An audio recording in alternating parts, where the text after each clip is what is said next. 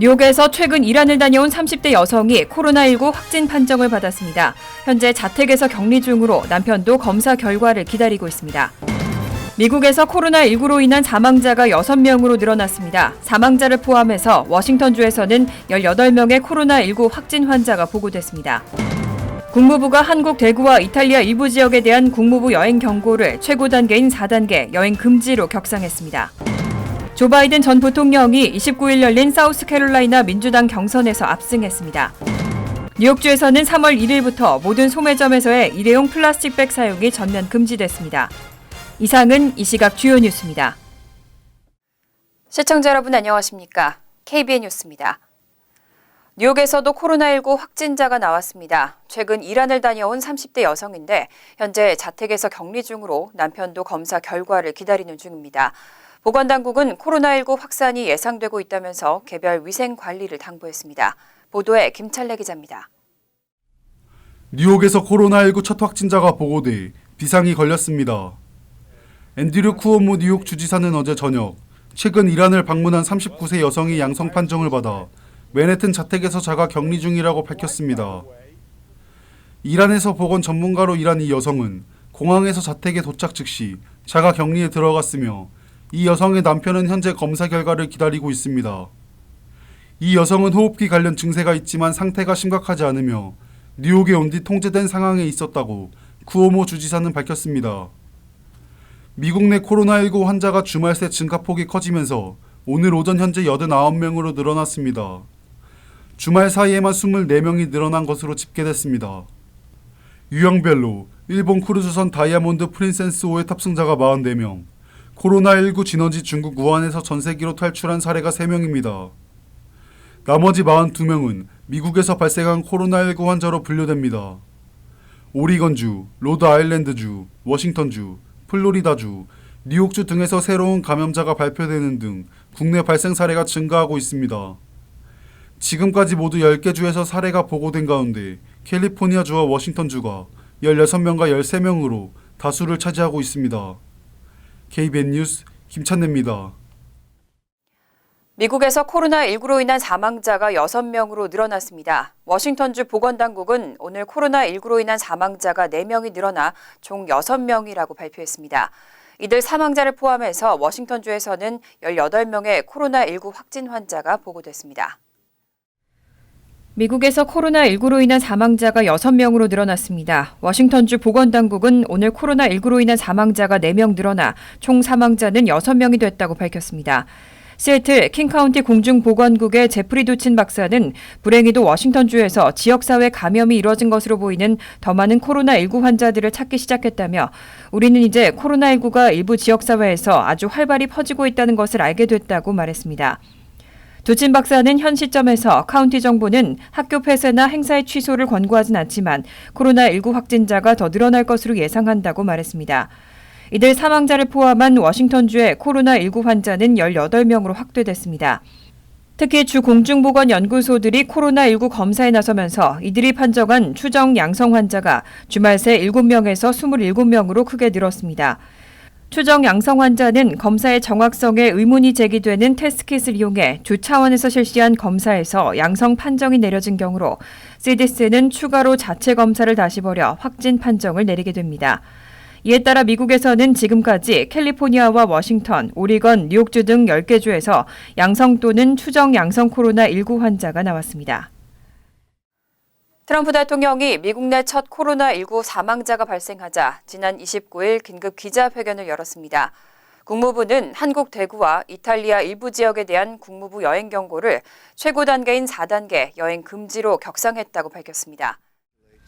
트럼프 대통령은 지난 29일 기자회견에서 코로나19 첫 사망자 발생과 관련해 사망자는 50대 후반의 여성으로 위중한 상태였다며 건강한 사람들은 완전히 회복될 수 있다는 말로 국민들의 불안감 달래기에 나섰습니다. 배석한 마이크 펜스 부통령은 한국과 이탈리아 일부 지역에 대한 국무부의 여행 경고를 여행 금지로 상향했다고 발표했습니다. 또 한국과 이탈리아에서 미국에 들어오는 사람들에 대한 검역을 강화한다고 밝혔습니다. 이어 우리는 미국인들에게 코로나 바이러스로 가장 영향을 많이 받은 지역들을 여행하지 말 것을 촉구한다고 말했습니다. 따라서 대구 지역은 최고 단계인 4단계 여행 금지가 적용됩니다. 이탈리아 일부 지역에 대해서도 한국과 마찬가지로 여행 경보를 4단계로 올렸습니다. 한국과 이탈리아 전체에 대해선 여행 재고인 3단계를 유지했습니다. 이란에 대해서는 여행 금지와 함께 14일 이내에 이란을 방문한 외국인의 미국 입국도 금지하기로 했습니다.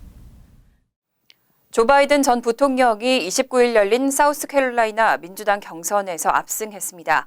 바이든 전 부통령은 48%의 득표율로 버니 샌더스 상원 의원을 크게 앞섰습니다.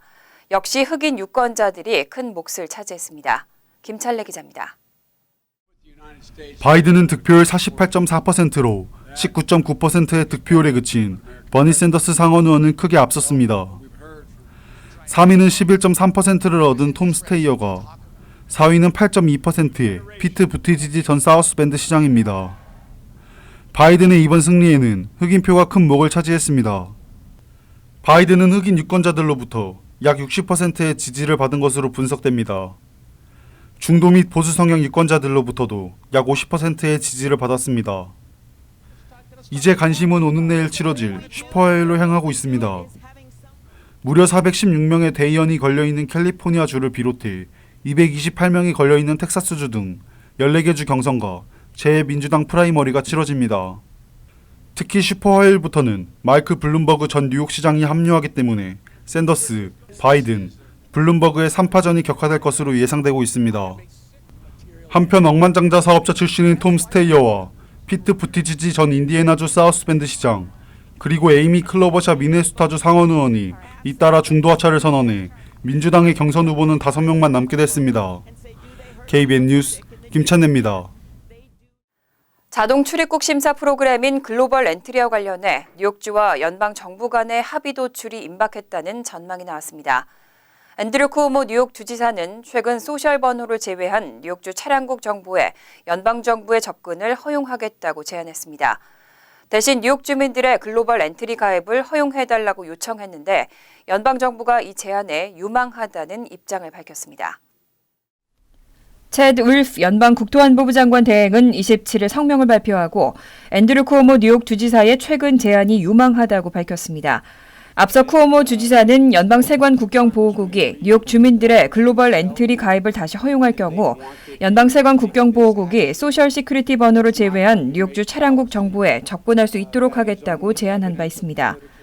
울프 연방 국토안보부 장관 대행은 쿠오모 주지사의 이와 같은 제안이 뉴욕주와의 해결 방안이 될 수도 있다고 말했습니다. 하지만 아직까지 확답은 하지 않은 만큼 여전히 불발될 가능성도 남아 있습니다.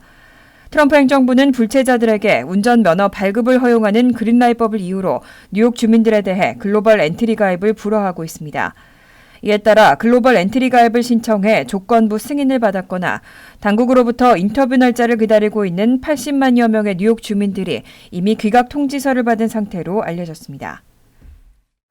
이민당국의 추방 명령에 불복해서 소송을 제기하는 경우 납부하는 수수료가 9배 가까이 급등할 것으로 보입니다. 현재 $110인 수수료를 $975로 인상하는 방안이 추진되고 있습니다. 현재 적체 케이스가 100만 건이 넘는 만큼 소송을 억제하기 위한 정책으로 보입니다.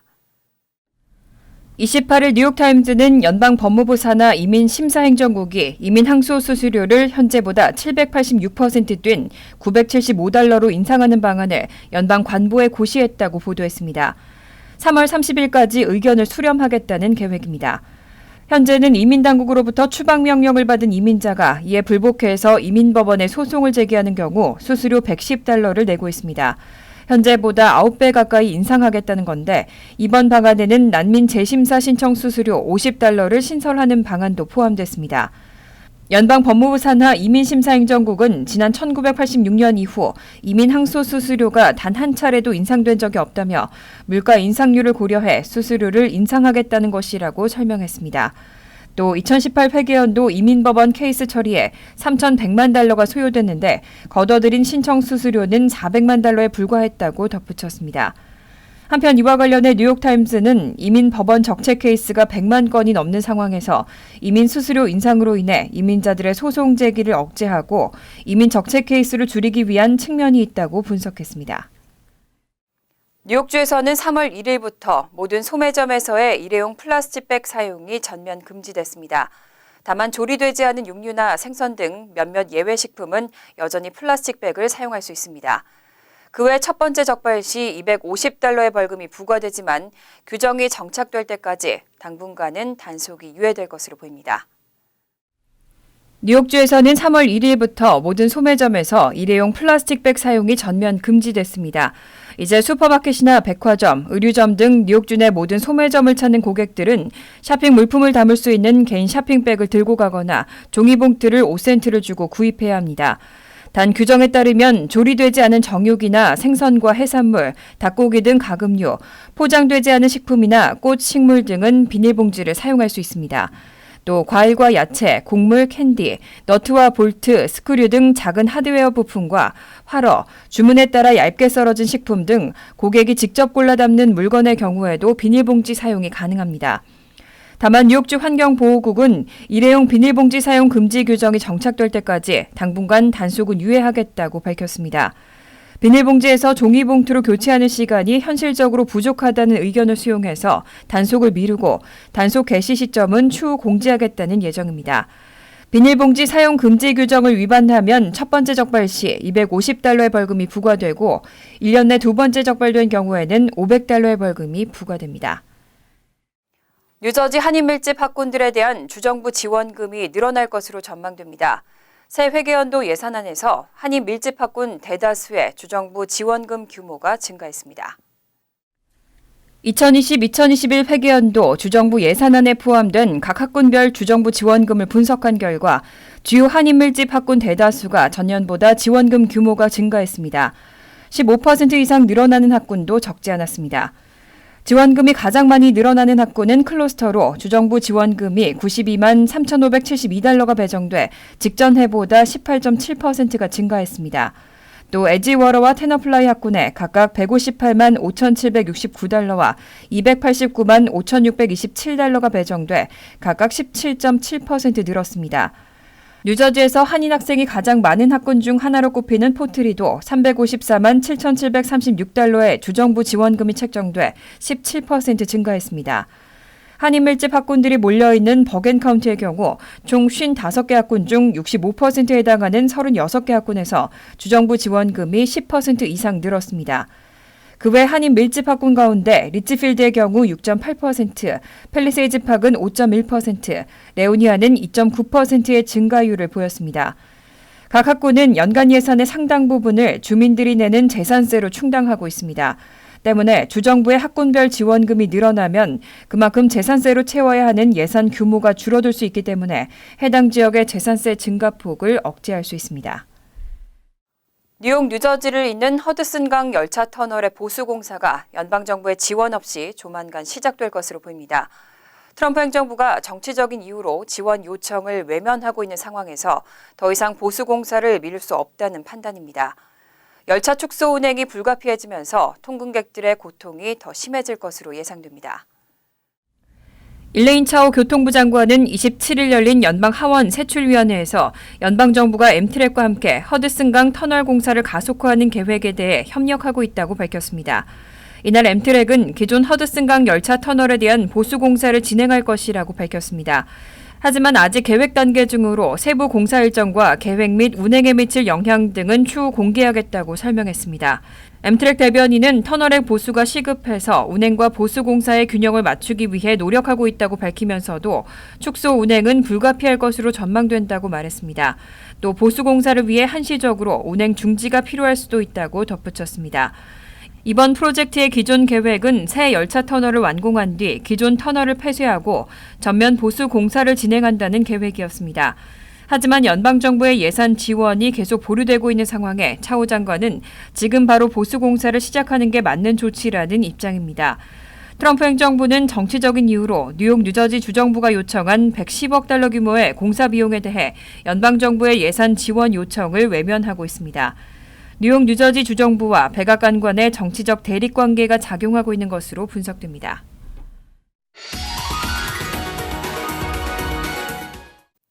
이어서 LA 지역 한인사회 소식입니다.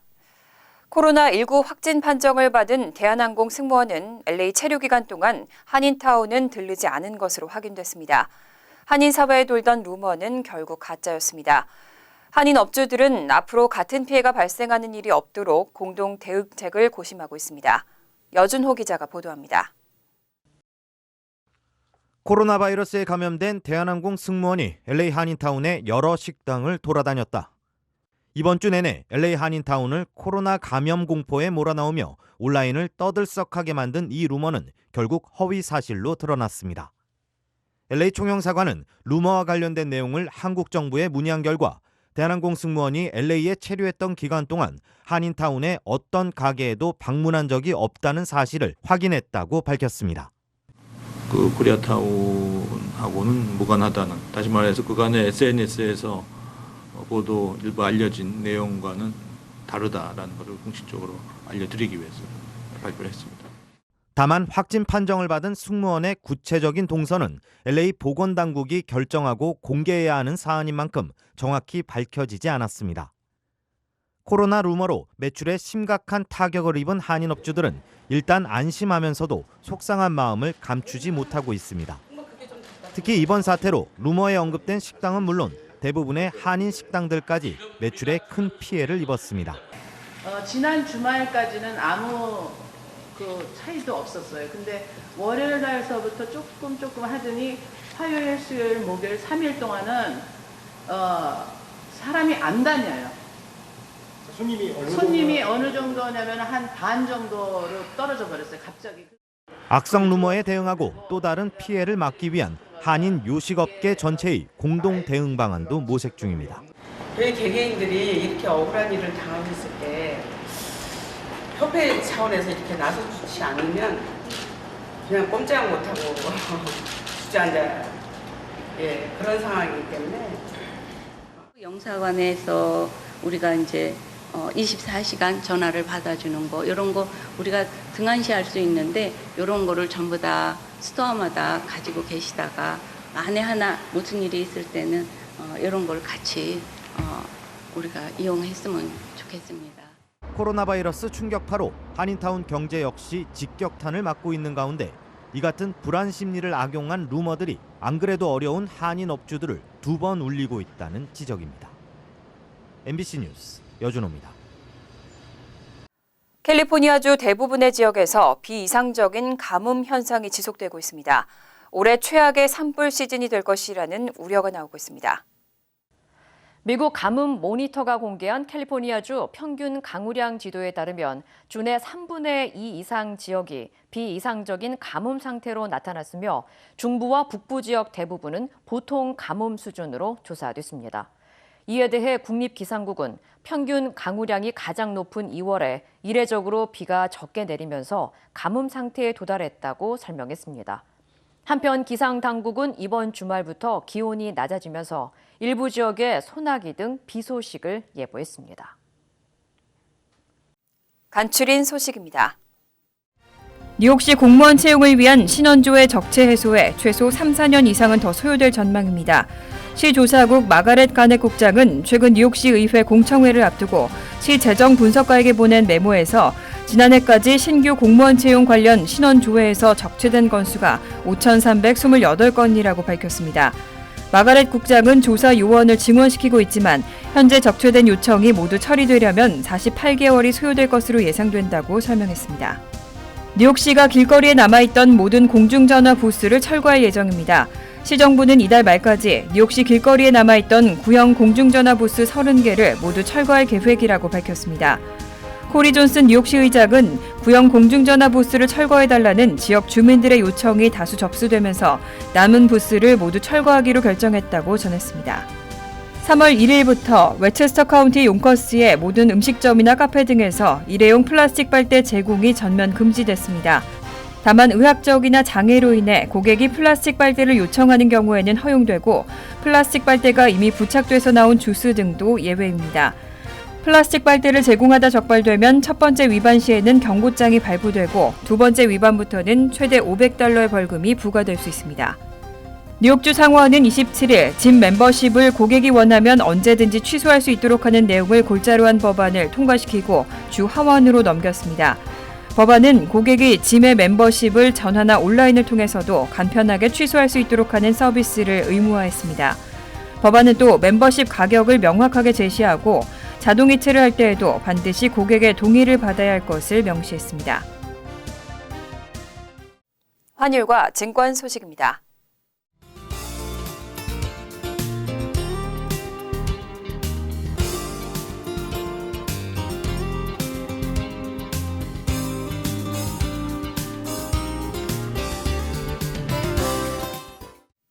이어서 날씨입니다.